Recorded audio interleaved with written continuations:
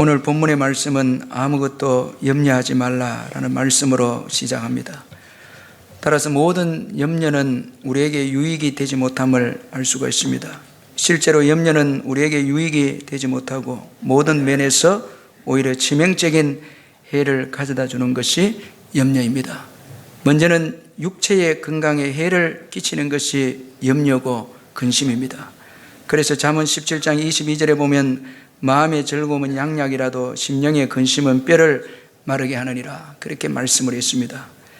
전문 의사에 따르면 억지로라도 웃고 긍정적인 생각을 하면 뇌 속에서 이 부교감 신경이 우위 상태가 되어져서 정말 행복한 것과 똑같은 그 기전이 일어나서 행복 호르몬, 즉 세로토닌, 엔도르핀, 도파민, 이런 호르몬이 왕성하게 이제 일어나서 기순환이나 혈액순환이 잘 되어져서 건강하게 된다고 합니다.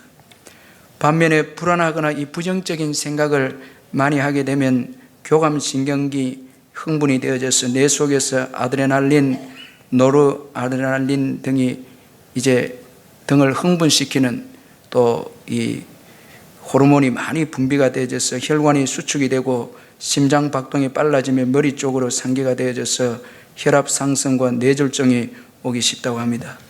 이 고혈압 같은 경우도 두 가지를 조심해라는데 짠 음식을 피하고 마음 관리를 잘 해서 평안을 유지하는 것이 가장 기본적인 수치라고 합니다.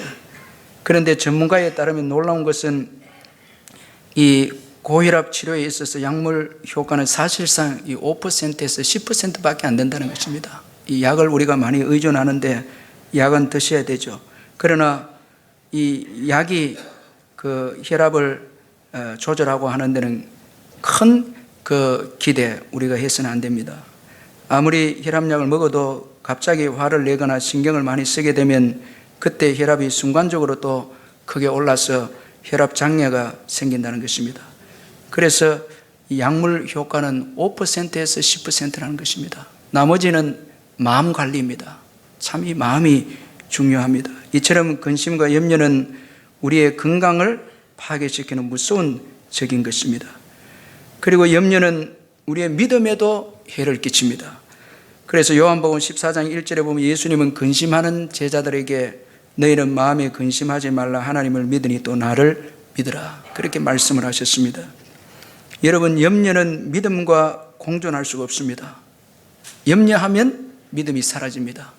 또 믿음이 주어지면 염려는 떠나게 됩니다. 이처럼 염려는 믿음을 잃게 하기에 예수님은 제자들에게 근심하지 말라, 그렇게 말씀하시면서 믿음을 가질 것을 권면을 했습니다. 근심하지 마라. 그리고 하나님을 믿으니 또 나를 믿으라, 그렇게 말씀했습니다. 그리고 마태복음 6장 27절에서 31절에 보면 너희 중에 누가 염려함으로 그 길을 한 자라도 더할 수 있느냐, 또 너희가 어찌 의복을 위하여 염려하느냐, 들의 백합화가 어떻게 자라는가 생각해 보라. 수고도 아니하고 길쌈도 아니하느니라. 그러나 내가 너희에게 말하노니 솔로몬의 모든 영광으로도 입은 것이 이 꽃 하나만 갖지 못하였느니라. 오늘 있다가 내일 아궁이에 던져지는 덜풀도 하나님이 이렇게 입히시거든 하물며 너희일까 보냐. 믿음이 작은 자들아. 그러므로 염려하여 이르기를 무엇을 먹을까, 무엇을 마실까, 무엇을 입을까 하지 말라, 그렇게 말씀하고 있습니다. 여러분, 염려한다고 해서 우리가 원하는 것이 이루어지는 것이 아닙니다. 우리의 키가 더 한자나 자라게 되거나 그렇지 않다는 것입니다. 오히려 염려는 우리의 믿음을 작게 만듭니다. 그래서 너희 믿음이 작은 자들아, 그렇게 말씀하고 있습니다. 여러분, 믿음을 작게 할 뿐만 아니라 우리로 하여금 하나님 나라를 구하는 사명을 또 내려놓게 하는 것이 염려고 근심입니다. 염려, 근심이 있으면 복음을 위해서 살지 않습니다. 여러분, 염려와 근심이 꽉 차 있으면 교회 일을 우리가 열심히 감당할 수도 없고 복음을 전하거나 주님께서 주신 사명을 감당할 수 없습니다. 염려와 근심이 오면 여러분, 사명을 우리가 다 내려놓는 것입니다. 그래서 마태복음 6장에 보면 예수님은 염려하지 마라 말씀하시고 먼저 그 나라와 그 의를 구하라, 그렇게 말씀을 했습니다. 믿음이 작아지고 염려는 믿음을 작게 만들고, 믿음이 작게 되면 결국은 우리는 우리에게 주신 사명을 또 내려놓는 것입니다.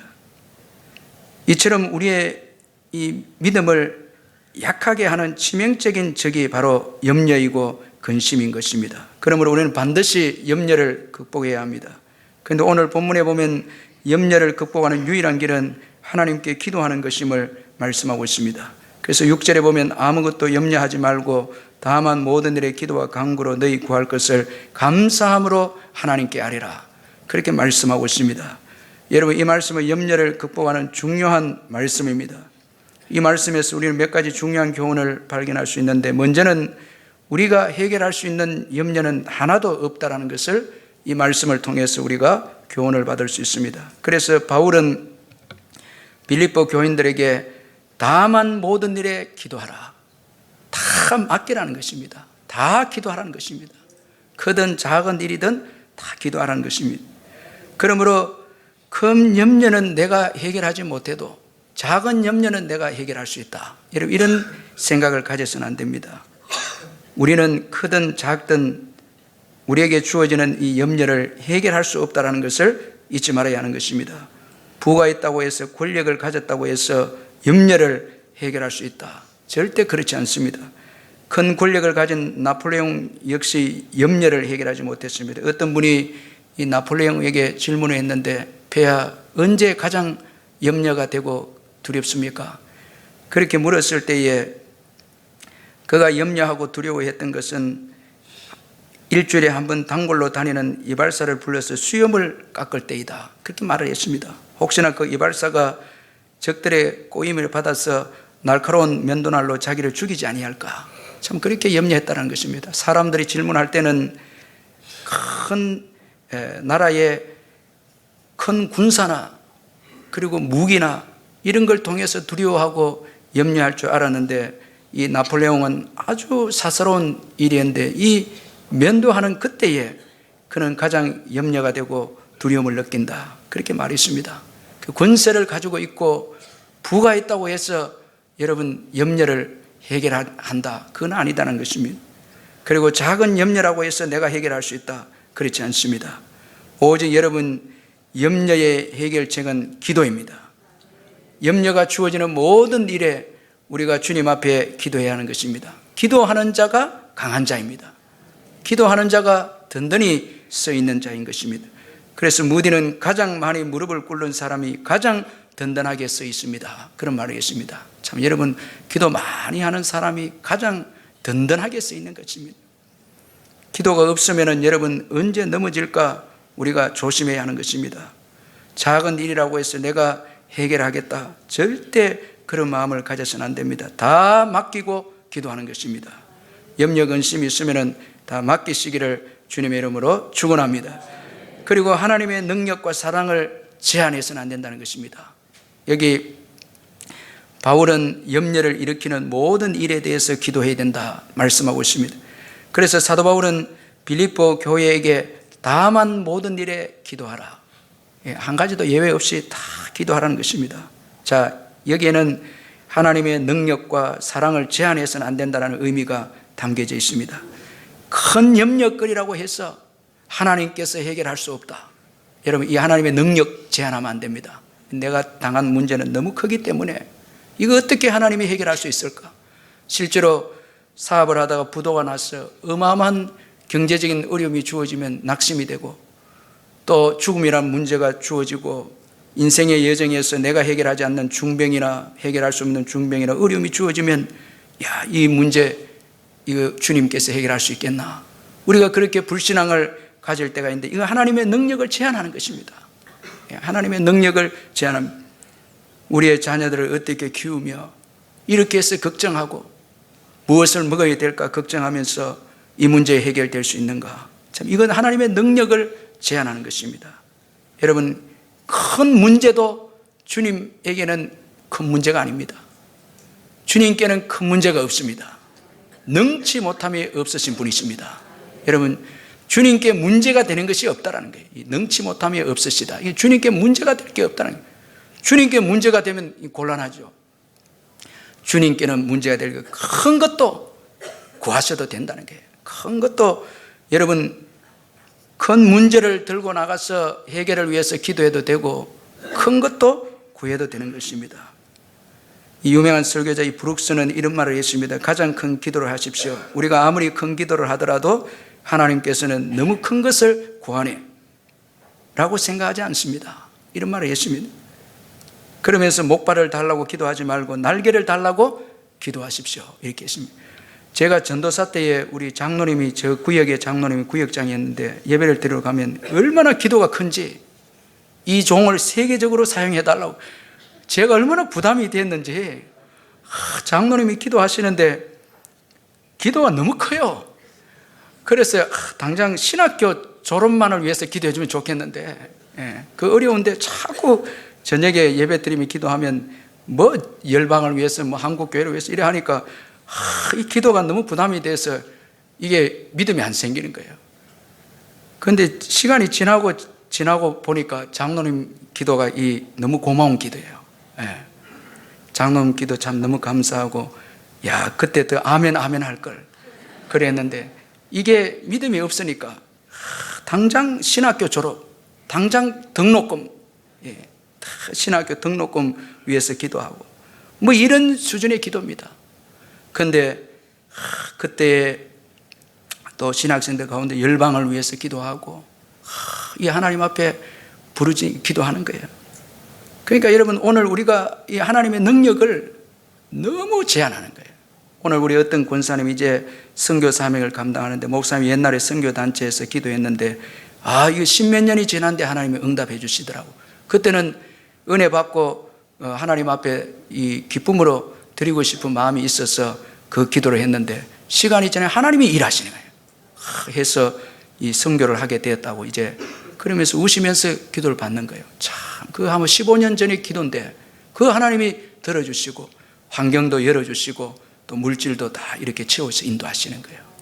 그러니까 여러분, 성령이 인도하시는 대로 기도하시길 바랍니다.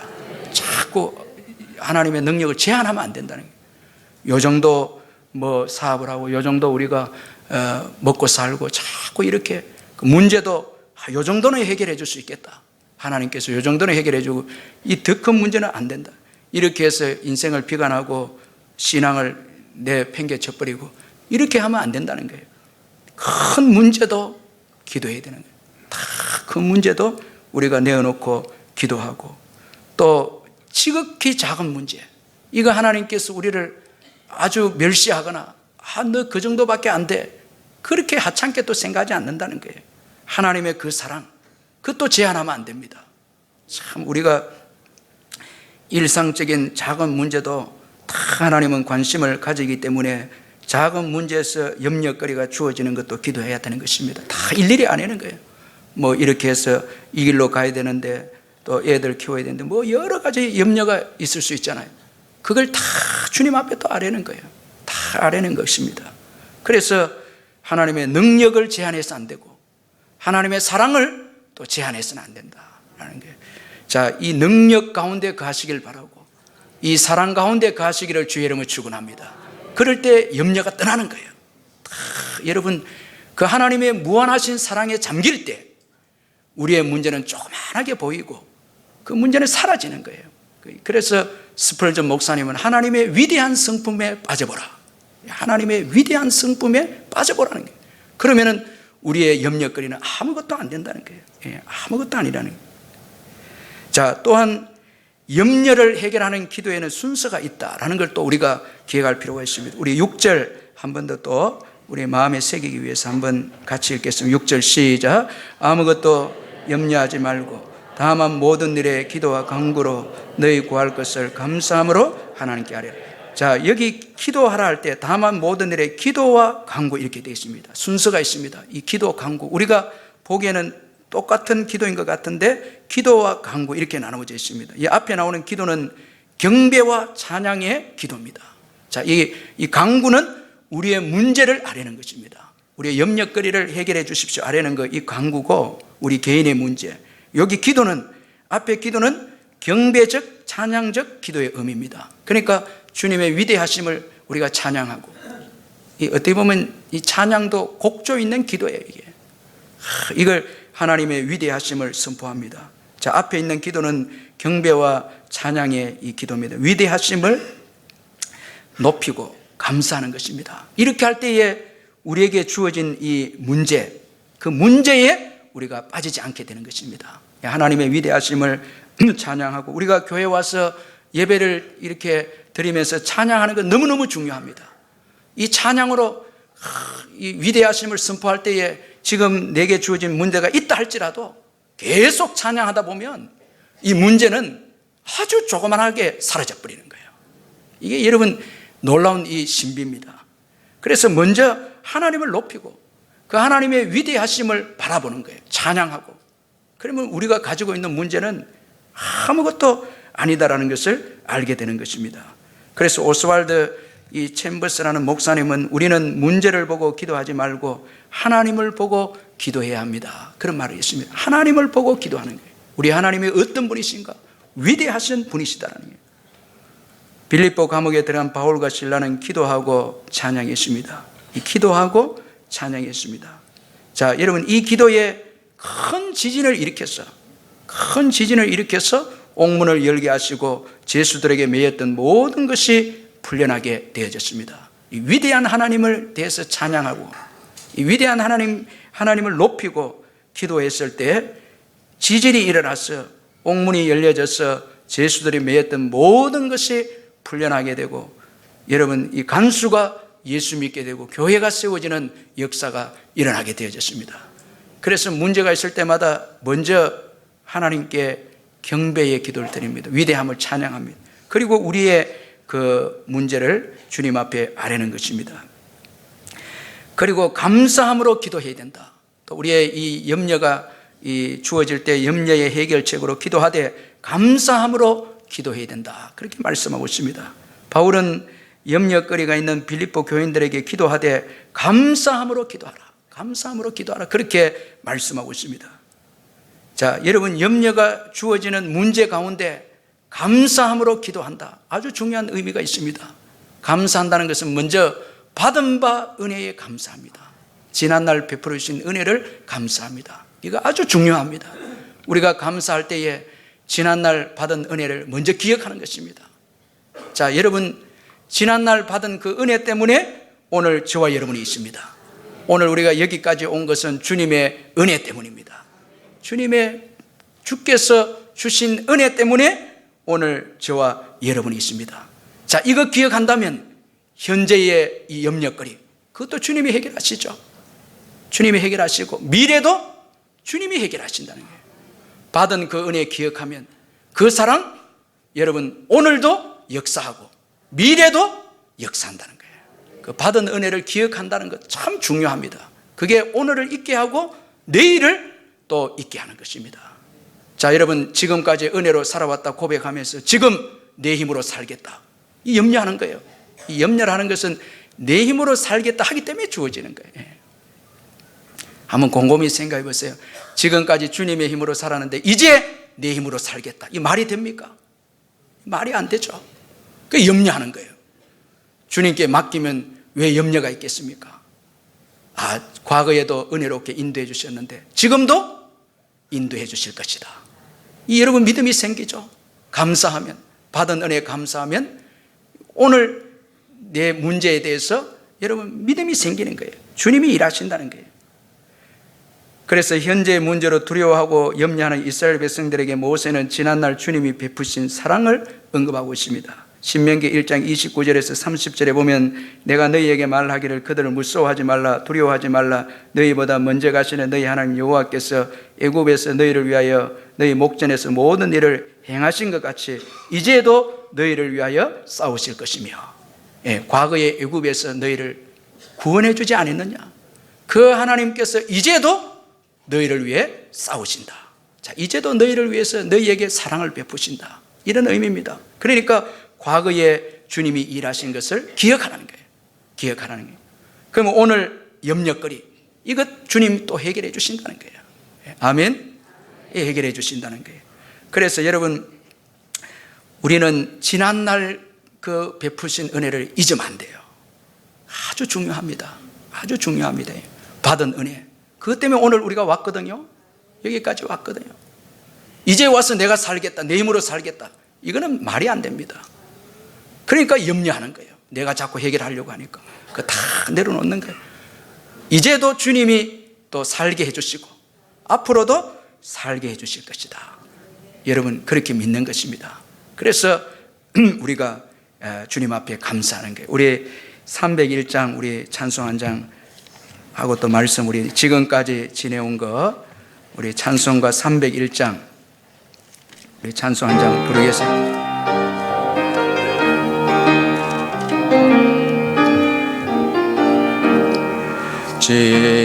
지금까지 지내온 것 주의 크신 은혜라 한이 없는 주의 사랑 오직 이루마랴라 자나깨나 주의 손이 항상 살펴주시고 모든 일을 주 안에서 형통하게 하시네. 몸도 맘도 연약하나세 마다 살았네. 물 붓듯이 구시는 주의 은혜 족하다. 사랑 없는 거리에 나만 길에 맬 때 주의 손을 굳게 잡고 찬송하며 가리라. 주님 다시 배울 날이 로 다가와 무거운지 주께 맡겨 벗살라 너 멀잖네. 나를 위해 예비하신 고향집에 돌아가 아버지의 품 안에서 영원토록 살리라. 참 여러분 받은 은혜 참 이거 귀합니다. 이거 잊으면 안 됩니다. 저도 목회하면서 주님이 베풀으신 그 은혜, 지난날 주님이 인도해 주셨던 그 은혜, 그 기억하면 또 지금도 주님이 또 해결해 주시겠죠. 이 믿음 생기거든요. 참 그 염려거리가 사라지는 거예요. 우리가 지난날 은혜를 잊어버렸기 때문에 지금 주어진 이 가나안 땅, 이 안악 자손들과 뭐 견고한 성읍 이거 염려하는 거예요. 지난날 우리의 구원, 큰 구원입니다. 히브리서 기자는 큰 구원이다. 이 십자가의 사랑으로 큰 구원을 베풀어 주죠. 여러분 아들까지 내어주신 이가 우리의 소소한 것 그 해결해 주지 못하겠습니까? 이 아들 죽여서 구원해 주었는데 우리 이 땅에서 주어지는 염려거리 그거 뭐 해결하지 못하겠습니까? 죄 문제 해결해 주셨는데 그래서 그 십자가의 그 사랑 기억하고 그 보혈 의지하고 그 보혈은 지금도 흐르는 거예요. 그 피는 지금도 흐르는 거예요. 참 그래서 믿음으로 나가는 거예요. 믿음으로 나갈 때 주님은 오늘도 일하시는 거예요. 오늘도 일하시는 거예요. 그래서 그 찰스 스탠리 목사님은 주님의 사랑은 실패하지 않는다. 이 과거의 십자가 그 사랑 실패하지 않는다. 도중에 끝나는 게 아니다라는 거예요. 우리 사람은 도와주다가 중간에 끝내버리지만 주님의 그 사랑은 끝나지 않는다는 거예요. 천국까지 간다. 그래서 바울은 과거에도 나를 건져주셨고 지금도 건져주시고 앞으로도 건져주실 것이다. 이 바울의 이 놀라운 믿음, 이 범위가 과거에, 현재, 미래. 왜냐하면 받은 사랑 기억하니까, 이 과거의 그 사랑 기억하니까 이제 맡기고 감옥에서도 맡기고 꿈을 꾸고 찬양하고 염려가 없고 기뻐하라. 이 바울은 지금 감옥에 있죠. 감옥에 있잖아요. 감옥에서 기뻐하고 기뻐하라. 왜냐하면 그 감옥 밑에 십자가 사랑이 깔려 있거든요. 그 사랑이 얼마나 큽니까? 우리를 포기하지 않는 사랑이죠. 우리를 나 몰라라 하는 사랑 아니죠. 아멘. 그 받은 은혜, 그 감사하는 거예요. 그 감사함으로 기도하라. 이 받은 은혜 기억하라. 이거 잊지 말아야 됩니다. 그리고 합력해서 선을 이루어 주신다. 또 왜 감사해야 되는가 하면 다 우리의 실패, 우리의 또 부족함, 염려거리 이거 다 합쳐서 다 합력해서 하나님께서 유익되게 해주시기 때문에 감사해야 된다. 그렇게 또 바울이 감사함으로 기도하라 그렇게 말씀합니다. 여러분 빌립보서 1장 12절 14절에 보면 바울은 자기가 감옥에 들어온 것이 복음의 진전이 되었다 이렇게 그가 고백합니다. 빌립보서 1장 12절 14절에 보면 형제들아 내가 당한 일이 도리어 복음 전파의 진전이 된 줄을 너희가 알기를 원하노라. 이러므로 나의 매임이 그리스도 안에서 모든 시비대 안과 그 밖에 모든 사람에게 나타났으니 형제 중 다수가 나의 매임으로 말미암아 주 안에서 신뢰함으로 겁없이 하나님의 말씀을 더욱 담대하게 전하게 되었느니라. 자, 여러분 감옥에 바울이 들어오게 되어졌을 때에 많은 사람들이 걱정합니다. 이 위대한 종 바울이 감옥에 들어가면 시간도 낭비가 되고 복음도 더 전하지 못하고 믿음이 약한 사람들은 흔들리고 이거 하나님이 이런 일을 왜 했을까? 그런데 바울은 오히려 진전이 되었다. 전의 성경은 진보가 되었다 이 말입니다. 원어적으로 보면 여러분 로마는 세계를 정복하는데 가장 여러분 중요한 도구가 도로였습니다. 왜냐하면 도로를 딱 닦으면 승리합니다. 전차가 가기 때문에. 그래서 나중에 모든 길이 로마로 통한다. 이 길을 내거든요. 이 길 내면 승리합니다. 군인들이 쫙 가는 거예요. 그런데 여기 진전, 진보, 진전 여기에 원어적 의미가 길을 낸다. 자, 감옥에 들어가서 길을 낸다. 그래서 이 복음이 이제 세계로 퍼져나간다. 이게 기초가 세계로 퍼져나간다. 자, 이런 의미가 있는 거예요. 그래서 때로는 고난도 주시고 감옥에 넣어서 더 복음이 진전되도록 그렇게 하나님은 역사하시는 것입니다. 좋은 일만 통해서 역사하는 게 아니고 하나님은 교회의 시험과 교회의 고통과 핍박과 환난을 통해서 오히려 복음을 전 세계로 흩어지게 하는 길을 내는 것입니다. 합력하여 선을 만드는 거예요. 그래서 교회는 눈물도 필요하고 핍박도 필요하고 환난도 필요하고 즐거움도 필요하고 다 필요한 거예요. 기쁜 것만 있으면은 여러분 햇빛만 있으면 사막이 돼버리죠. 그래서 비도 필요한 거예요. 다 필요한 거예요. 그래서 모든 것을 합력하여 유익되게 해주신다. 그래서 어떤 환경에서도 우리가 감사해야 하는 것입니다. 여러분 범사에 감사하시기를 주의 이름으로 축원합니다. 어려운 환경에서도 감사하고 그렇게 나가는 것입니다. 유관재 목사님의 최근의 책을 보니까 광야와 사막을 건너는 사람이라는 책이 있는데 본인 간증이 이 책에 좀 소개가 되어 있는데 제가 좀 은혜를 받았는데 유관재 목사님이 대학을 졸업하고 미국 유학을 목표로 공부를 하고 있었던 때였는데 모든 것을 뒤로하고 준비 매진했습니다. 그리고 응답도 받았습니다. 미국 유학에 대한 응답도 받았습니다. 그리고 하나님 안에서 이렇게 하리라 계획도 설계도도 세웠습니다. 마침내 1983년 미국 학교에 입학 허가를 받고 미국 대사관에 이제 가서 비자를 받으러 갔는데 그만 떨어져 버렸어요. 첫 번째 떨어져 버렸습니다. 준비를 열심히 하고 이제 하나님 응답도 받고 이렇게 했는데 떨어졌습니다. 마음이 참담하고 불평이 가득 찼는데 그때 하나님께서 그 안에 세미한 음성을 들려주셨는데 바로 이때 감사해라 이런 음성을 들려주었습니다.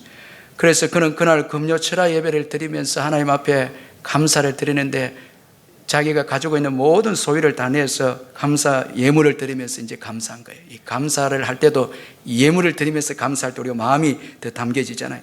하나님 받아주십시오. 주님이 주신 세미한 음성대로 내가 무조건 감사하겠습니다. 그런데 이렇게 기도하는데 마음에 평안이 하나님이 주신 평안이 자리를 잡기 시작했습니다.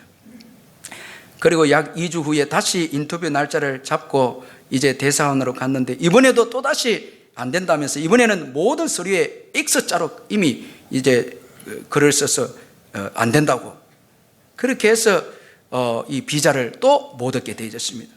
눈앞이 이제는 캄캄하게 되어졌습니다. 하나님께서 주신 음성대로 감사했는데 떨어지고 말았기 때문이었습니다. 그는 그 순간 당황했지만은 또 하나님 앞에 기도하기 시작했습니다. 하나님의 역사를 보여달라 기도한 거예요. 이 진짜 감사의 사람입니다. 기도했는데 그러면서 이제 서류를 다시 집어넣었습니다.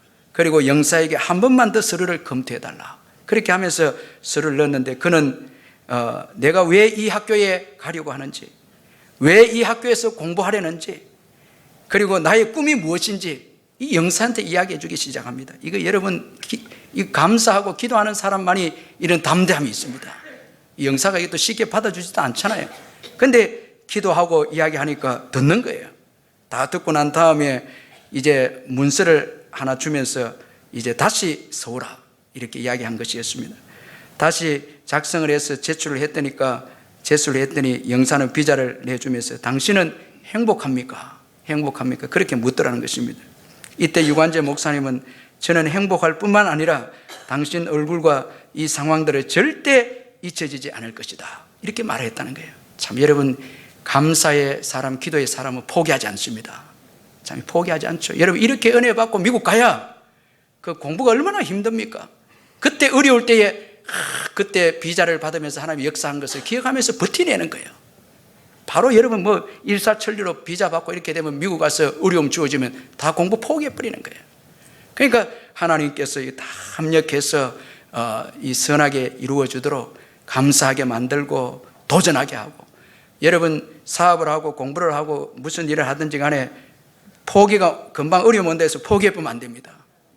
끝까지 감사하고 도전하고, 신앙도 자꾸 도전하고, 그렇게 할 때 열매가 있고, 전도의 열매가 있고, 기도의 기적도 있고, 역사가 있을 줄 믿습니다.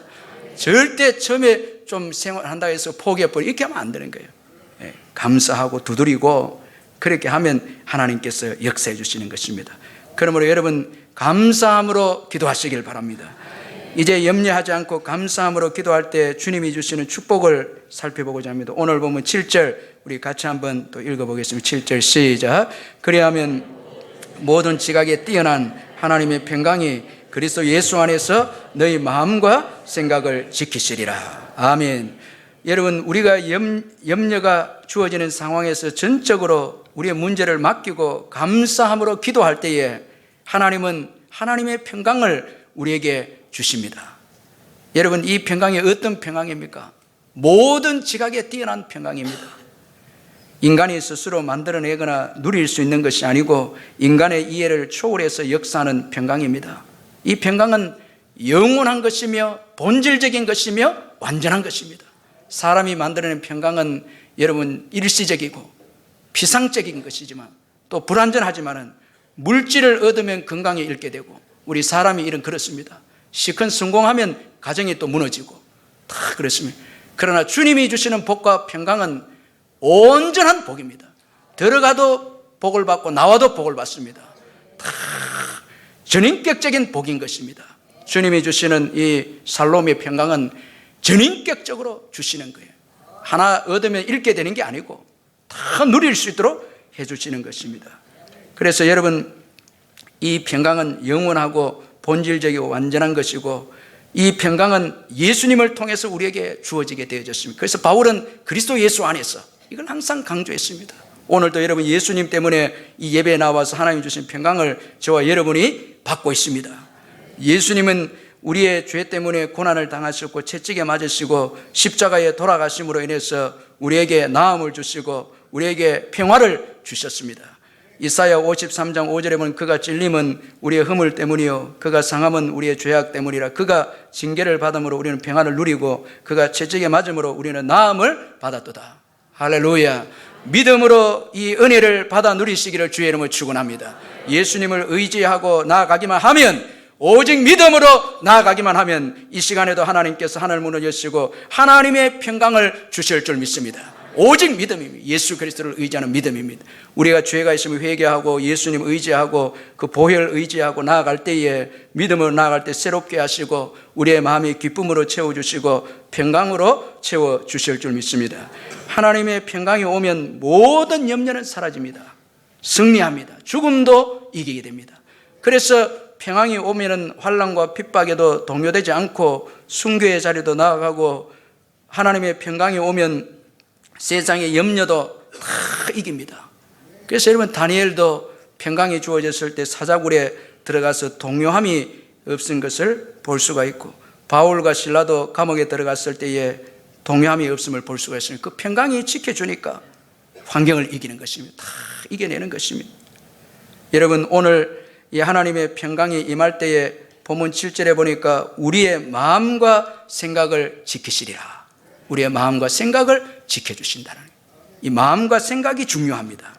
인생의 결정은 마음의 생각과, 여러분, 마음과 생각에 달려 있습니다. 여러분, 사울 왕을 한번 보십시오.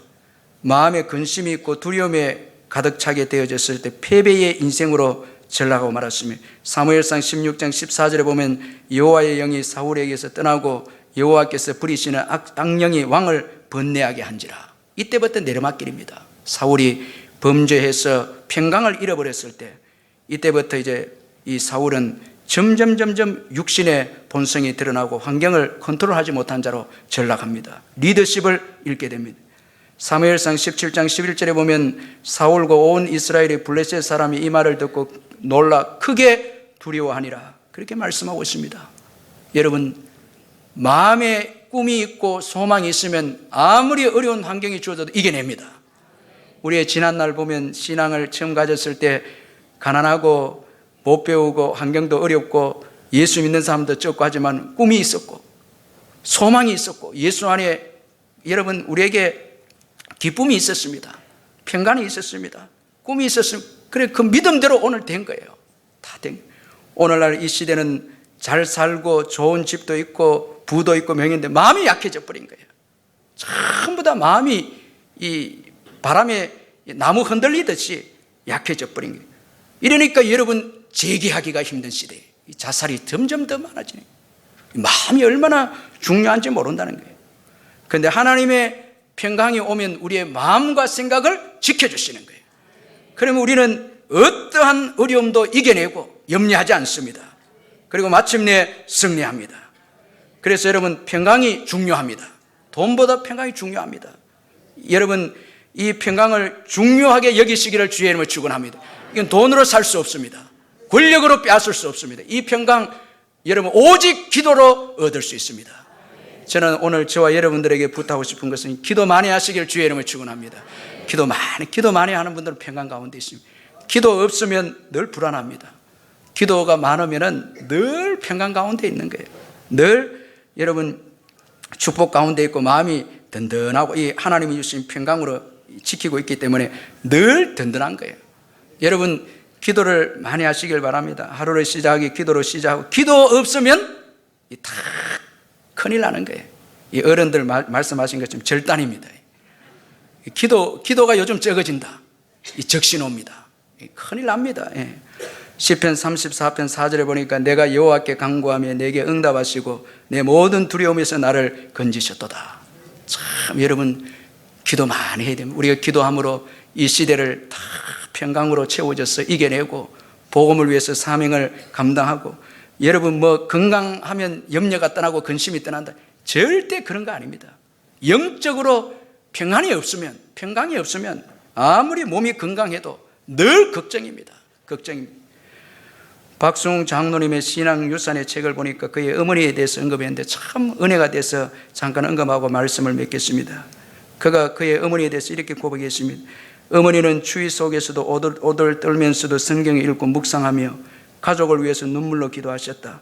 어머니가 절대적으로 의지하신 것은 따뜻한 아랫목이나 돈이 아니라 오직 하나님의 말씀이라는 것을 어린 나는 몸으로 배우며 있겠다. 어머니는 간혹 내게 친구들에게 괴롭힘을 당하거나 매를 맞고 돌아와 울 때도 예수 잘 믿으면 된다. 그것이 이기는 것이다 말해 주었다. 무엇보다 어머니가 내게 주신 가르침은 찬양하는 삶, 은혜를 누리는 삶이었다. 어머니야말로 찬양할 만한 일이 없다 할 정도로 각박한 시간을 보내셨는데도 어머니의 입에서 늘 찬송이 끊어지지 않았다. 시어머니가 무섭게 호령을 하고 남편이 살갑게 대해주지 않아도 어머니는 부엌일을 하시는 와중에도 바느질을 하실 때 혹 홀로 성경을 보실 때도 늘 찬송을 부르셨다. 학교에 다녀오다가도 나는 어머니의 찬송 소리가 들려오면 그렇게 마음이 평안할 수가 없었다.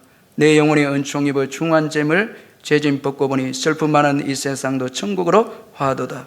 할렐루야 찬양하세. 내 모든 죄 사함받고 주 예수와 동행하니 그 어디나 하늘나라. 이 찬송 자주 어머니가 부르던 이 찬송 늘 옆에서 계속 듣고 있노라면 어느덧 내 마음 안에 하늘나라가 임하는 것 같았다. 그렇게 말했습니다. 참 여러분, 오늘 이 시대는 기도가 메말라지는 시도입니다. 기도가 없으면 평안 없습니다. 여러분, 이 기도 참 중요합니다. 저는 이번 안성에도 기도 좀 많이 하고 왔으면 좋겠어요. 무엇보다도 성경 많이 읽고, 또 여러분도 참 기도 많이 해서 우리 교회가 하나님이 주신 평강이 넘치는 교회. 여러분, 이게 능력입니다. 능력입니다. 기도 많이 하는 교회, 기도하는 교회, 기도가 끼어있는 교회. 그래서 찬송이 살아있는 교회. 이게 다 하나님의 평강이 오는 거잖아요. 이거 귀하게 얘기해요. 돈 주고도 살 수 없고, 그리고 권력으로도 빼앗을 수 없는 이 평강. 그러나 믿음으로 얻을 수 있는 이 평강. 값없이도 와서 믿음으로 예수 그리스도만 의지하면 주시는 이 평강. 이거 가볍게 여기지 마시고, 이건 여러분 풍성하게 누림으로 우리의 이 축복, 우리뿐만 아니라 우리 후대에도 나누어주는 믿음의 우리 성도님들 되시기를 주님의 이름으로 축원합니다.